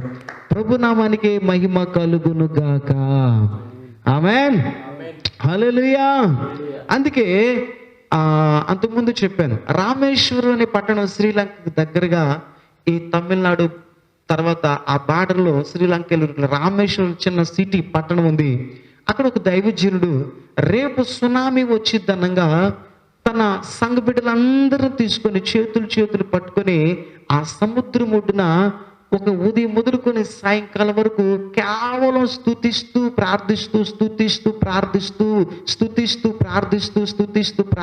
వచ్చాడంట. ప్రార్థిస్తూ వచ్చాడు. ఆ మరుసటి దినాన చూడండి సునామీ వచ్చింది. అన్ని దేశాలకు వచ్చింది. మన ఇండియాలో కూడా వచ్చింది. సముద్రం ఉన్న ఆ పట్టణాల మీదకి వచ్చింది. కానీ రామేశ్వరం పట్టణాన్ని తాకలేదంట ఈ సునామీ. కారణం ఎందుకు తెలుసా? కేవలం స్తుతించటము ద్వారా. ఆ దైవజనుడు వాళ్ళ సంఘం వెళ్ళి దేవుణ్ణి స్తుతించటము ద్వారా. ఆమేన్, ఆమేన్. బైబిల్లో ఒక గొప్ప దైవజనుడు ఉన్నాడు. ఆయన పేరు పేతురు. ఆయన చెరసాల్లో వేయబడ్డాడు. ఆ వేయబడినప్పుడు పేతురు అనుకున్నాడు, నేను బ్రతికి ఉంటే మరలా దేవుని సేవ చేస్తా, చచ్చిపోతే పరలోకానికి వెళ్ళిపోతా అని ఆ చెరసాల్లో పడుకున్నాడు. సంఘమంతా అత్యాసక్తితో ప్రార్థన చేయటం వల్ల చూడండి కేవలం పేతురు మాత్రం బయటకు వచ్చాడు. మరొక సందర్భంలో ఇద్దరు దైవజనులు చెరసాల్లో జైలు వేయబడ్డారు. వారు పాటలతో ప్రార్థించగా అంటే స్తుతించగా ఏం జరిగింది తెలుసా? మహాభూకంపం కలిగింది. అర్ధరాత్రి వేళ చెరసాల తలుపులన్నీ తెరుచుకున్నాయి. ఖైదీలకున్న సంఖ్యలన్నీ కూడా గల్లుమని ఊడి కింద పడ్డాయి. ఖైదీలందరూ ఈ అపోస్తలుడైన పౌలు దగ్గరికి వచ్చి ఆయన చెప్తున్న మాటలు యందు వాక్యమందు లక్ష్యం ఉంచారు. ఆ రాత్రికి రాత్రే ఖైదీలందరూ విడుదల పొందారు. ఆ జైలు అధికారి ఆయన కుటుంబం రక్షణ పొందారు. గట్టిగా చెప్పకూడదా? స్తోత్రం, స్తోత్రం, స్తోత్రం, స్తోత్రం. చూడండి ఎంత గొప్ప కార్యము. స్తుతించటం ద్వారా ఎరుకో పట్టణము ప్రాకారం కూలిపోయింది. చూడండి, దేవుని స్తుతించి ఆరాధించటం వల్ల యెహోషాపాతు నాయకత్వంలో 3 రాజులు, సైన్యాధిపతులు చూడండి వాళ్ళని మాటుకు పెట్టాడు. వాళ్ళే పొడుచుకొని చూడండి హతులైపోయారు. కేవలం యెహోషాపాతు నాయకత్వం వాళ్ళకి జయం కలిగింది. గట్టి చెప్పలు కొడదాం. స్తోత్రం, స్తోత్రం, స్తోత్రం. నువ్వు స్తుతిస్తే నీ కుటుంబంలో జయము. నువ్వు స్తుతిస్తే నీ ఆత్మ జీవితంలో జయము. నువ్వు స్తుతిస్తే నీ ఉద్యోగంలో జయము. నువ్వు స్తుతిస్తే నీ పనిలో జయము, నీ వ్యాపారంలో జయము, నీ సంఘములో జయము. స్తుతుల ద్వారా దేవుడు చూడండి పరలోక మహిమంతో కూడా విడుదల చేస్తాడు. ప్రతి స్థలంలో నీకు జయమిస్తాడు దేవుడు. ఆమేన్, ఆమేన్. 2 చేతులపైకి దేవుని స్తుతి చెల్లిద్దాం. హల్లెలూయా, హల్లెలూయా. ఎస్, యూదా పట్టణాన్ని కాపాడాడు కేవలం స్తుతి ఆరాధన ద్వారా. రెండోది ఎఫ్రాయిము అనగా 2 ఫలించుట, డబల్ ఏమంటారంటే బ్లెస్సింగ్స్. అంతేనా? ఎస్. దేవుడు స్తోత్రం. దేవుడు మీ అందరిని దీవించును గాక. చూడండి, రెట్టింపు ఏమంటారు ఆశీర్వాదం, 2 ఫలించుట. ఎఫ్రాయిము అంటే 2 ఫలించుట. బైబిల్లో మనం చూసిన ఫలించుట అనే మాటను మనం గమనిస్తే చూడండి, ఫిలిప్పీయులకు రాసిన పత్రిక 1:11 రాయబడింది. అక్కడ నీతి ఫలం ఒకటి రాయబడింది. గమనించాలి. మన ఆత్మ జీవితంలో, మన ఆత్మీయ యాత్రలో గమనించాలి, 2 ఉండాలి ప్రతి వ్యక్తికి. ఏముండాలంటే ఫలాలు ఉండాలి, వరాలు ఉండాలి. వరాలు ఉండాలి, ఫలాలు ఉండాలి. వరము నీ క్షేమం కొరకు, సంఘ క్షేమం కొరకు. ఫలాలు చూడండి ప్రభు కొరకు. నువ్వు రాకడలో ప్రభు ఎదుట నిలబడినప్పుడు నీలో ఉన్న ఫలాలు ప్రభు కోరుకుంటాడు. ఆయన అడుగుతాడు. ఆయన అడిగినప్పుడు ఇగో ప్రభువా, నేను ఇవి ఈ ఆత్మీయ జీవితంలో, ఈ భక్తి జీవితంలో, ఈ విశ్వాస జీవితంలో, ఈ పరిశుద్ధ జీవితంలో, ఈ ఆత్మీయ యాత్రలో నేను ఫలించాను అని నువ్వు చెప్పగలుగుతావు. ఆమేన్. అలాగే ఇక్కడ ఫిలిప్పీయులకు రాసిన పత్రిక 1:11 నీతి ఫలం ఉంది. నీతి ఫలాన్ని మనం గమనించినట్లయితే నీతిగా బ్రతుకుట, నీతిమంతుడిగా జీవించుట. అందుకంటారు పెద్దవాళ్ళు, అరే నీతిగా బ్రతకరా, అర్ధరొట్టెన దొరుకుతుంది అంటారు. అంటే ఈరోజు సంగమా, నీతిమంతులుగా ఎవరు బ్రతకగలరు? ఎవరున్నారండి నీతిమంతులు? బైబిల్ చెప్తుంది కదా, నీతిమంతుడు ఒక్కడు లేడని. అందరూ పాపం చేసి దేవుడి గురించి మహిమను పొందలేకపోతున్నారని రోమిలకు రాసిన పత్రిక 3:23 రాయబడింది కదా.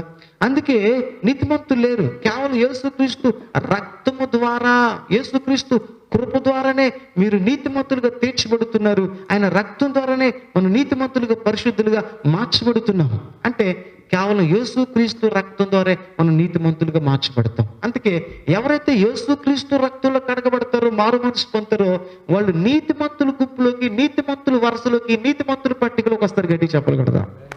స్తోత్రం, స్తోత్రం, స్తోత్రం. ప్రభు నామానికి మహిమ కలుగును గాక. హల్లెలూయా, హల్లెలూయా.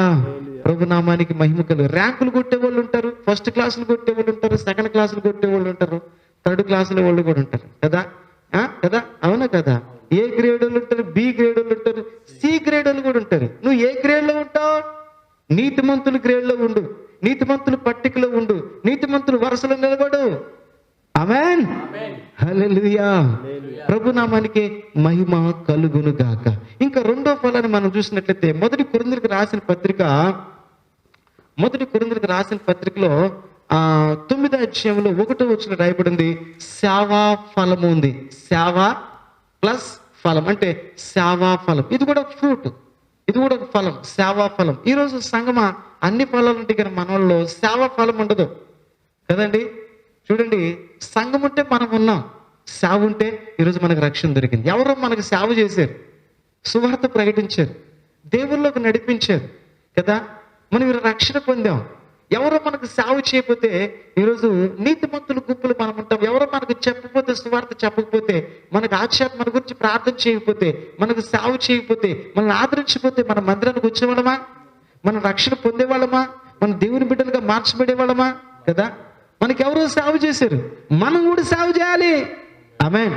చేపలు తీయటం ఒక సేవ, సువార్త ప్రకటించడం ఒక సేవ, చక్కటి సంగీతం అందించడం ఒక సేవ, ఇదిగో చక్కటి సౌండ్ సిస్టమ్ అందించడం కదండి ఒక సేవ, ఇదిగో చక్కగా ఆపరేటింగ్ చేయడం ఒక సేవ, ఇంకా పాటలు పాడటం ఒక సేవ, ఆరాధన నడిపించడం ఒక సేవ, పరిచర్య చేయడం ఒక సేవ, ఇంకా కాపరత్వం చేయడం ఒక సేవ. ఎన్ని సేవలు నుండి బైబిల్లో చాలా ఉన్నాయి. ప్రభునామానికి మహిమ కలుగును గాక. సేవా ఫలము కలిగి ఉండాలి. మనందరం ఏం కలిగి ఉండాలండి? సేవా ఫలము కలిగి ఉండాలి. ఇంకా మూడోది మనం చూస్తే రోమీయులకు రాసిన పత్రిక 15:28 సంఘము చందా ఫలము కలిగి ఉండాలి. ఏం కలిగి ఉండాలి? చందా ప్లస్ ఫలము. చందా ఇవ్వటం కూడా దేవుని సన్నిధిలో ఒక ఫలం, అంటే ఒక ఫ్రూట్. చందా ప్లస్ ఫలము, చందా ఫలం. ఈరోజు సంఘమా అన్ని చేస్తాం కానీ ఇదొక్కటి చేయము. చాలా మంది ఈ మధ్య యూత్ చేయట్లా, అందరూ చేస్తున్నారు. ఇదొక్కటి ఏం చేస్తున్నారంటే, నేను ఒక్కడిని ఇవ్వకపోతే ఏం కాదులే, పాస్టర్ గారికి ఎంత తక్కువ అయితే ఏంటి, సంఘంలో ఎంత తక్కువ అవుతా, ఆ కానుకలు పెట్టిలో తక్కువ అవుతా అనుకుంటారు మనోళ్ళు అంతా. అరే పిచ్చోడా, నీ ఫలం పోతుంది అక్కడ. ఏ ఫలము? చందా ఫలము. బైబిల్ రాయబడింది చక్కటి మాట. గలతీయులకు రాసిన పత్రిక 6:6-7 రాయబడింది చక్కటి మాట. ఏం రాయబడిందంటే, ఆ వాక్యం ఉపదేశించువానికి మనము ఆ మాట చదువుతున్నానా? స్తోత్రం. 6:6-7 గలతీయులకు వాక్యోపదేశం పొందువాడు ఉపదేశించు వానికి మంచి పదార్థములన్నిటిలో భాగమియ్యవలెను. చాలండి. వాక్య ఉపదేశం పొందేవాడు ఉపదేశించు వానికి మంచి పదార్థాలన్నిటిలో ఏమైనా భాగం ఇవ్వాలంట. అంటే నువ్వు వాక్య ఉపదేశం పొందుతున్నావా? ఆదివారం, శుక్రవారం, శనివారం, మంగళవారం, ఇంకా బయట కుటుంబ ప్రార్థనలో, విజ్ఞాపన ప్రార్థనలో, శుక్రవారం ఉపవాస ప్రార్థనలో, శనివారం సిద్ధపాటు కూటంలో, ఆదివారం ఆరాధనలో వాక్య ఉపదేశం పొందుతున్నావా? మంచి వర్తమానాలు చక్కగా ఆ ఉపదేశాలు నేర్చుకుంటున్నావా? బలపరచబడుతున్నావా? ఆధ్యాత్మికంగా సిద్ధపడుతున్నావా? సిద్ధపాట్లకు వస్తున్నావా? ఒక పరిపూర్ణమైన మహిమను పొందుతున్నావా? పొందుతున్న నీవు ఉపదేశించువానికి అన్నిటిలో కదండి మంచి పదార్థములన్నిటిలో భాగం ఇవ్వాలి. నువ్వు తినే ఆహార పదార్థాల్లో కదా, బైబిల్లో మనం చూపించారు మత్తయి సువార్తలో కదండి, అన్నిట్లో కొత్తిమీరలోను, ఇంకా ఆవాలలోను, ఇంకా పుదీనాలోను, ధాన్యములోను, ఇంకా అన్నిటిలో, ధనములోను, అన్నిట్లో ఇవ్వాలి. మనలు అలా ఉండదు. స్తోత్రం. ప్రభునామానికి మహిమ కలుగును గాక. ₹1, ₹2, ₹5 తీసుకొచ్చి కాను పెట్టే టకా శబ్దాలు వస్తూ ఉంటాయి కదండి. అడుక్కునేవాడు వస్తే ₹1 ఇస్తే వాడు కింద మీద చూస్తుంటాడు. ₹1 ఇస్తే అడుక్కునేవాడు కింద మీద చూస్తుంటాడు. మరి వీడు నాకంటే దరిద్రులాగా ఉన్నాడేంటి, వీడు నాకంటే ₹1 ఇస్తే వీడు నాకంటే దరిద్రులాగా ఉన్నాడేంటి? ఎవరంటారు ఈ మాట? అడుక్కునేవాడు. అర్థమైందా? అడుక్కునేవాడిగా ₹1 ఇష్టం లేదే. దేవుడు ఎలా ఇష్టపడతాడు? నిన్ను సృష్టించిన వాడు, నీకు మంచి ఉపదేశాలు అందిస్తున్నవాడు, చక్కటి వాక్యం చేత బలపరిచేవాడు, వాక్యం చేత ఆదరించేవాడు, వాక్యం చేత నీ కన్నీరు తుడిచేవాడు, వాక్యం చేత నిన్ను ఓదార్చేవాడు, వాక్యం చేత నిన్ను నడుము కట్టేవాడు, వాక్యం చేత పురుగొలిపేవాడు, వాక్యం చేత ఒక పరిపూర్ణమైన సంఘంగా మార్చేవాడు, ఆయన ఎదుట నిలబెట్టుకొని ఆయన రాజ్యంలో ఉంచుకునేవాడు, యుగాలు ఆయనతో ఉంచేవాడు, సింహాసనం ఇచ్చేవాడు, కిరీటం ఇచ్చేవాడు, బహుమానం ఇచ్చేవాడికి ₹1 ఇస్తావా? ₹1 అండి ఇచ్చేది. ₹1 ఇస్తావా? చూడండి సహోదరి సహోదరుడా, ఈ మాట నన్ను చాలా బలపరిచింది. అందుకే ఉపదేశించువానికి ఆ ఉపదేశం పొందేవాడు అన్నిటిలో, ఈరోజు నువ్వేం తింటున్నావో దాంట్లో 10వ భాగం తీసుకొచ్చి మందిరానికి, అది నీకు, నీ బిడ్డల మీద, నీ కుటుంబం మీద ఆశీర్వాదం నిలిచి ఉంటుంది. గట్టి చెప్పలు కొడదాం. స్తోత్రం, స్తోత్రం, స్తోత్రం, స్తోత్రం. సామెతల గ్రంథము 18:16. స్తోత్రం, స్తోత్రం, స్తోత్రం. 18:16. స్తోత్రం స్తోత్రం. ఒకడు ఆ ఇచ్చు కానుక ఆ వారికి వీలు కలుగు వానికి వీలు కలుగు చేస్తుందంట. చాలు చదువునా. అది ఆ గొప్పవారి ఎదుటకి వారిని రప్పించును. చాలండి. ఒకడు ఇచ్చు కానుక వానికి వీలు కలుగు మార్గాన్ని వేసిద్దంట. చిక్కుల్లో మార్గాన్ని వేసిద్ది, ఇబ్బందుల్లో మార్గాన్ని వేసిద్ది, ద్వారాలు తెరవబడుతుంది, కష్టాల్లో నీకు మార్గం తెరవబడుతుంది, సమస్యలో నీకు మార్గం తెరవబడుతుంది, ఇబ్బందుల్లో నీకు మార్గం తెరవబడుతుంది. నువ్వు దేవుని సన్నిధిలో ఇచ్చే కానుక నీకు అనేక మార్గాలు తెరుస్తుంది. నీకు తెలీదు ఈ మార్గం ఎలా తెరవబడిందబ్బా అంటే నీకు ఆశ్చర్యం కలిగింది. కేవలం నువ్వు దేవునికి ఇచ్చిన కానుక. ప్రభు నామానికి మహిమ కలుగును గాక. రెండు చేతుల పైకి దేవుని స్తుతి చెల్లిద్దాం. హల్లెలూయా హల్లెలూయా. అందుకే ఏ ఫలం కలిగి ఉండాలి? చందా ఫలం కలిగి ఉండాలి. ఒకటి నీతి ఫలం, రెండోది సేవా ఫలం, మూడోది చందా ఫలం, నాలుగోది మత్తయి సువార్త 3:10. అక్కడ ఇదిగో గొడ్డలి చెట్టు వేరున ఉంచబడి ఉన్నది, మీరు మంచి ఫలములు ఫలించండి. అంటే ఏం కావాలంటే మంచి ఫలాలు. అంటే మంచి ఫలాలకు ఆపోజిట్ చెడ్డ ఫలాలు కూడా ఉంటాయి. మంచి ఫలాలకు ఆపోజిట్ చెడ్డ ఫలాలు కూడా ఉంటాయి. ఈరోజు సంగమా, నువ్వు మంచి ఫలాలు ఫలిస్తావా, చెడ్డ ఫలాలు ఫలిస్తావా? కదండి. చాలా మంది మంచి పేరు కోసం ఎదురు చూస్తుంటారు కదా. నాకు మంచి పేరు ఉండాలి కదా, నాకు మంచి సాక్ష్యం ఉండాలి కదా, నాకు మంచి పేరు, మంచి సాక్ష్యం, మంచి ఇల్లు కదా, మంచి జాబు, మంచి పిల్లలు, మంచి పని, మంచి వర్క్, మంచి బిజినెస్ అని ఉన్నప్పుడు మంచి ఫలము ఉండాలి. ఆమేన్ హల్లెలూయా హల్లెలూయా. నీకు మంచి ఫలము ఫలించు. ఆమేన్. ఈరోజు సంగమా, మంచి ఫలం. దేవుని సన్నిధిలో మంచి ఫలం. మంచి ఫలాలంటే ఎలాగుంటాయి అంటే నేను చెప్పమంటారా? దేవుని సన్నిధిలో గలతీయులకు రాసిన పత్రిక 5:22-23 మంచి ఫలాలు. చాలండి. చెట్టు ఒకటే అయ్యా, చెట్టు ఒకటే కానీ పండు కూడా ఒకటే కానీ దాన్ని తీసిన తర్వాత దానిలో ఆ రెబ్బలు ఉన్నాయే, దాన్ని చీల్చిన తర్వాత దానిలో రెబ్బలు ఉన్నాయే, దానిలో 9. ఒక్కొక్క ఫలం. చెట్టు ఎవరు కాదు, మన ప్రభువైన యేసుక్రీస్తు వారు. ఆ ఫలం ఎవరు కాదు, పండు ఎవరు కాదు, మన ప్రభువైన యేసుక్రీస్తు వారు. ఆయన నోటిలో నుండి, ఆయనలో నుండి 9 ఫలాలు ఉన్నాయంట. ఏంటి చెప్తారు ఇప్పుడు? తమ్ముడు చదువుతాడు. ఒకటి, అయితే ఆత్మఫలం ఏమనగా ప్రేమ, సంతోషము, సమాధానము, దీర్ఘశాంతము, దయాళత్వము, మంచితనము, విశ్వాసము, సాత్వికము, ఆశా నిగ్రహం. చాలండి. ఇవన్నీ చూడండి, ఒకే పండులోంచి, ఒకే చెట్టులోంచి వచ్చాయి. అవి యేసుక్రీస్తులోంచి వచ్చాయి. ఆ ఫలాలు నువ్వు కలిగి ఉండాలి, ఆ ఫలాలు ఫలించాలి. చూడండి, ఎన్ని ఫలాలు చూసాం? ఒకటి నీతి ఫలం, రెండోది సేవ ఫలం, మూడోది చందా ఫలం, నాలుగోది మంచి ఫలాలు, ఐదోది నీతి ఫలాలు కదా. ఇంకా ఉన్నాయి, జీవ ఫలాలు ఉన్నాయి, ఇంకా వెలుగు ఫలం ఉంది. ప్రభునామానికి మహిమ కలుగునుగా. ఇన్ని ఫలాలు ఉన్నాయండి. ఈరోజు సంగమా, నువ్వు ఫలిస్తున్నావా? ఎఫ్రాయిం అంటే 2 అంతలుగా ఫలించుట. యోబు 2 అంతలుగా ఫలించాడు కదండి. అవును కదా. యోబు గ్రంథం 42 మనం గమనించినట్లయితే 12-13 వచనాల్లో భూమి మీద ఏమైతే పోగొట్టుకున్నాడో వాటికి 2 అంతలు పొందాడండి. 7,000 గొర్రెలకి 14,000 గొర్రెలు, 3,000 ఒంటెలకి 6,000 ఒంటెలు, 500 జతల ఎడ్లకి 1000 జతల ఎడ్లు, 500 ఆడగాడిదలకి 1000 ఆడగాడిదలు, 10 మంది పిల్లలు కదండి, 7 కుమారులు, 3 కుమార్తెలు. ఆ దేశంలోనే యోబుకున్న కుమార్తెలంత సౌందర్యం కలిగిన వారు ఆ దేశంలోనే లేరట.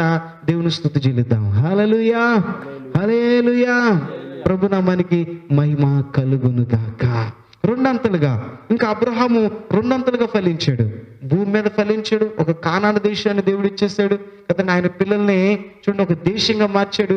మరలా పరలోక ఫలాన్ని కూడా, దీవెని కూడా పొందాడు. ఇంకా మనం చూస్తే జెబెదయి కుమారులు భూమి మీద ఫలించారు, పరలోకంలో కూడా. ఒకళ్ళు యేసు ప్రభు కుడి పక్కన, ఒకళ్ళు ఎడ పక్కన, ఒకళ్ళు సింహాసనం మీద కూర్చున్నారు. చూసారా ఎంత గొప్ప ధన్యత. 200కు ఫలించారు. పౌలు కూడా అంతే. 2 తిమోతికి రాసిన పత్రికలు అంటాడు కదా, 4:7-8 కదండి, 200లుగా ఫలించాడు. ఎక్కడ ఫలించాడు? పరలోకంలో ఫలించాడు. నువ్వు ఫలిస్తున్నావా? నువ్వు ఆత్మీయంగా ఫలిస్తున్నావా? ఎఫ్రాయిం అంటే 200లుగా ఫలించుట. నీ జీవితం ఫలభరితంగా ఉందా? నువ్వు ఫలిస్తున్నావా? ఈ లోకంలో ఫలించాలి, పరలోకంలో కూడా ఫలించాలి. ఆమేన్. చివరి మాట చదువుకుందాం. యెహోవా మార్గములు యందు నడుచుకున్నట్టుకు తన మనసును దృఢపరుచుకున్నాడంట. దేవుని మార్గంలో నడుచుకోవడానికి యెహోషాపాతు ఏం చేశాడంటే తన మనసును దృఢపరుచుకున్నాడని 2 దినవృత్తాంతాల గ్రంథం 17:6 రాయబడింది. ఈరోజు సంగమా, నీ మనసు దేవుని సన్నిధిలో దృఢపరుచుకోవాలి. కొంతమందికి చంచల మనసు ఉంటుంది కదండి, చంచల మనసు. కొంతమందికి కదిలిపోయే మేఘాల లాంటి మనసు ఉంటుంది. మేఘాలు ఒక చోట ఉంటాయా అయ్యా, ఏం చేస్తాయి? కదిలిపోతా ఉంటాయి.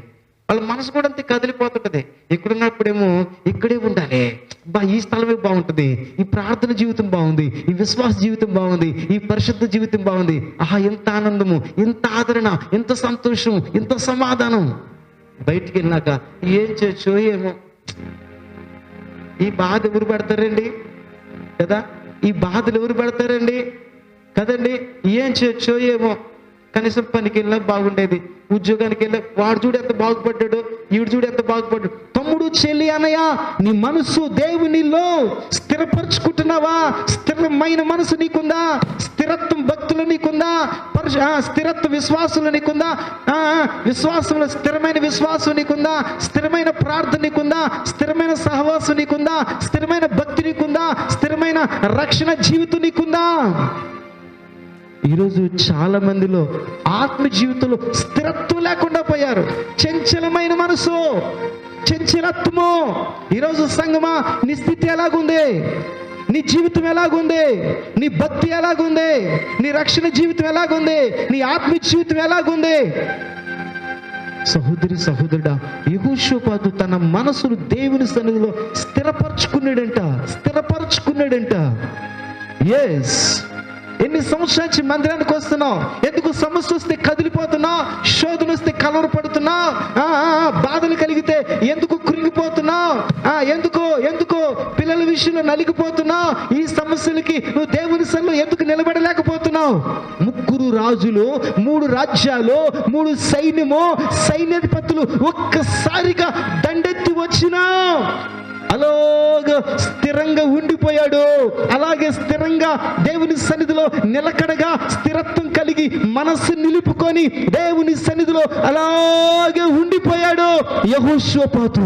నువ్వు ఉండగలుగుతావా బ్రదర్? నువ్వు ఉండగలుగుతావా చెల్లి? ప్రియ సహోదరి, సహోదరుడా, లైవ్ లో వాక్యం వింటున్న తమ్ముడు, చెల్లి, అన్నయ్య, నువ్వు దేవుని సన్నిధిలో అలా ఉండగలుగుతావా?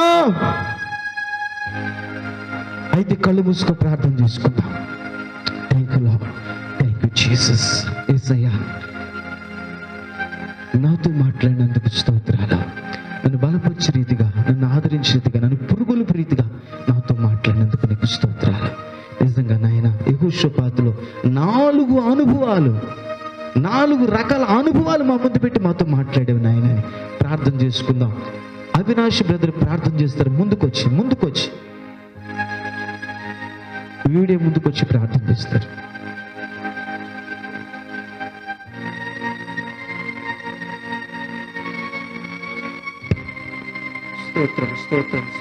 స్తోత్రం నాయన. మహాపరిశుద్ధుడా, జీవాధిపతి, జీవం గల దేవాలయకు వందనాలు, స్తుతి స్తోత్రం చెల్లిస్తున్నాం ప్రభా. యేసయ్యా, ఇదిగో తండ్రి నాయన, మరొక్కసారి నాయన నిన్ను స్తుతించడానికి నాయన మాకు ఇచ్చిన అవకాశం బట్టి నీకు స్తోత్రం చెల్లిస్తున్నాం ప్రభా. నాయన, ఇదిగో తండ్రి నాయన, ఈ వాక్యానుసారంగా తండ్రి నాయన జీవించే భాగ్యం మాకు దయచేస్తాను ప్రార్థిస్తున్నాం తండ్రి నాయన. ప్రభా, ఇదిగో తండ్రి మీ దాసుడి పక్షాన మీరు ఉండి తండ్రి నాయన, ఇదిగో తండ్రి మా హృదయాలతో మీరు మాట్లాడినందుకు బట్టి నీకు స్తోత్రం చెల్లిస్తున్నాం ప్రభా. నాయన, మా ముందు ఉంచిన తండ్రి 4 అనుభవాల్లో తండ్రి నాయన తండ్రి నాయన ఏ అనుభవంలో మేము ఉంటామో తండ్రి మాకు తెలియదు కానీ ప్రభా తండ్రి నాయన తండ్రి అట్టి విధంగా మమ్మల్ని తీర్చిదిద్దండి ప్రభా, మీకు స్తోత్రం చెల్లిస్తున్నాం తండ్రి నాయన. ప్రభా ప్రతి ఒక్క విషయంలో తండ్రి నాయన నీకు నమ్మకంగా మేము జీవించేటట్టు మాకు దయచేయండి ప్రభా నాయన. మా తలంపులు మా ఆలోచనలు చెదిరిపోకుండా ప్రభా తండ్రి నాయన ఎల్లప్పుడూ తండ్రి నాయన నీ మీద తండ్రి నాయన దృష్టి ఉంచి మేము ముందు సాగడం మాకు సహాయం దయచేయండి ప్రభా, మీకు స్తోత్రం చెల్లిస్తున్నాం తండ్రి నాయన. తండ్రి నాయన భక్తులు మా ముందు మీరు ఉంచి ఉన్నారు ప్రభా, మీకు స్తోత్రం చెల్లిస్తున్నాం తండ్రి. యేసయ్యా ఇదిగో తండ్రి నాయన అయినా తండ్రి లైవ్ ద్వారా తండ్రి ఎంతమంది నైనా వీక్షిస్తున్నారు ప్రభా తండ్రి నాయన. ప్రతి ఒక్క బిడ్డ తండ్రి నాయన తండ్రి ఆయన వాక్యానుసార జీవితాలు జీవించిన సహాయం దయచేస్తాను ప్రార్థిస్తున్నాం ప్రభా నాయన. ప్రభా మాకు ఇచ్చిన భాగ్యాన్ని బట్టి నీకే వందనాలు స్తుతి స్తోత్రాలు చెల్లించుకుంటూ నన్ను నేను తగ్గించుకుంటూ నీ నామాన్ని హెచ్చిస్తూ యేసు పరిశుద్ధ నామములో అడిగి వేడుకుంటున్నాం తండ్రి, ఆమేన్. మన ప్రభువును రక్షకుడైన ప్రభునేసు క్రీస్తు వారి యొక్క కృప, పరమ తండ్రి యొక్క శ్రేష్టమైన అపారమైన ప్రేమ, పరిశుద్ధాత్మ యొక్క అన్యోన్య సహవాసము కాపుదల కుడి వచ్చిన సంఘ బిడ్డలందరికీ, భూలోకులను భక్తులకు మన సంఘానికి దేవుని కృప సదాకాలం తోడుండి కాపాడి దీవించి ఆ ఫలించి అనుభవంలోను మనల్ని నడిపించును గాక. Amen, amen. God bless you. అందరికీ